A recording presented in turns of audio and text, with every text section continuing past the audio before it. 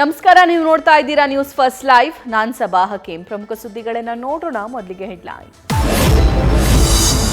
ರಾಜ್ಯಾದ್ಯಂತ ಮಕರ ಸಂಕ್ರಾಂತಿ ಸಂಭ್ರಮ. ವರ್ಷದ ಮೊದಲ ಹಬ್ಬವನ್ನು ಸ್ವಾಗತಿಸ್ತಾ ಇರೋ ಕರುನಾಡ ಜನ. ನ್ಯೂಸ್ ಫಸ್ಟ್ನಿಂದಲೂ ಸಮಸ್ತ ವೀಕ್ಷಕರಿಗೆ ಸಂಕ್ರಾಂತಿ ಹಬ್ಬದ ಶುಭಾಶಯಗಳು.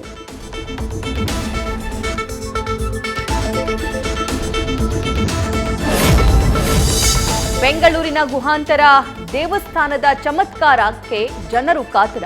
ಗವಿಗಂಗಾಧರೇಶ್ವರನಿಗೆ ಸಂಜೆ 5:20ಕ್ಕೆ ಚುಂಬಿಸಲಿರುವ ಸೂರ್ಯ ರಶ್ಮಿ. ಸೂರ್ಯ ನಮನದ ಕ್ಷಣಕ್ಕೆ ದೇಗುಲದಲ್ಲಿ ಸಕಲ ಸಿದ್ಧತೆ. ಸಂಕ್ರಾಂತಿ ಸಡಗರಕ್ಕೆ ಖರೀದಿ ಭರಾಟೆ. ಬೆಂಗಳೂರಿನ ಕೆಆರ್ ಮಾರ್ಕೆಟ್ನಲ್ಲಿ ಜನಜಂಗುಳಿ. ಕಬ್ಬು, ಹೂ, ಹಣ್ಣುಗಳ ಬೆಲೆ ಏರಿಕೆಯಾದರೂ ಜನರ ಶಾಪಿಂಗ್ ಜೋರು. ಪ್ರತಿ ಕ್ಷೇತ್ರದಿಂದ 2,500 ಜನರನ್ನ ಅಯೋಧ್ಯೆಗೆ ಖರ್ಚು ವೆಚ್ಚ ಭರಿಸಿ ಕಳುಹಿಸಿ.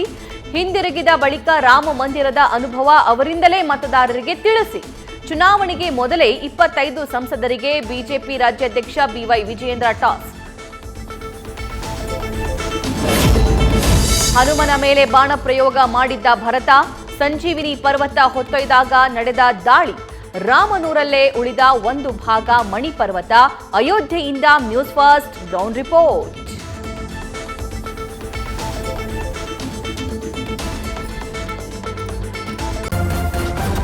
ನ್ಯೂಸ್ ಫಸ್ಟ್ ನಿರ್ಭೀತಿಯಿಂದ ನಿಮ್ಮ ಪರವಾಗಿ.